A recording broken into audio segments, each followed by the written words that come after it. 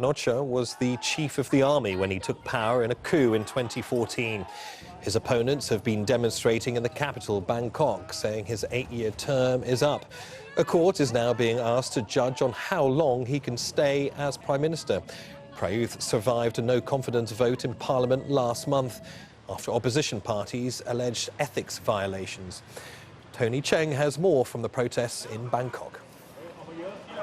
Well, here in the crowd of the protesters, there are people holding up signs calling for Prayuth Chan-o-cha to get out, echoing the speeches, the fiery speeches up on the stage. As speaker after speaker is denouncing Prayuth and his term in power that they say, according to the Constitution, should come to the end at midnight tonight, the point at which he's been in power for 8 years after seizing power in a military coup in 2014.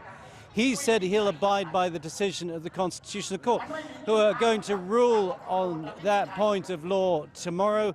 We don't know if they'll make an immediate decision, but it's a Constitutional Court which is stacked in the government's favour. 5 of the 9 judges have been put in place by them, and their rulings in the past have generally favoured the government.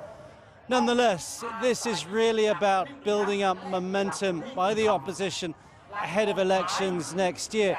The crowd here is relatively large, but this isn't the type of fiery opposition we saw in 2020 when tens of thousands of young people took over the Thai capital calling for the Prime Minister to step down. And I think the opposition, in bringing this call for the Prime Minister to step down from power and to be held according to the Constitution he forced through in 2017, are trying to build that momentum again.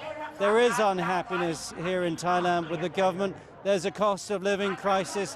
There's a feeling that COVID was mismanaged, and they want to capitalize on that ahead of the general election next year.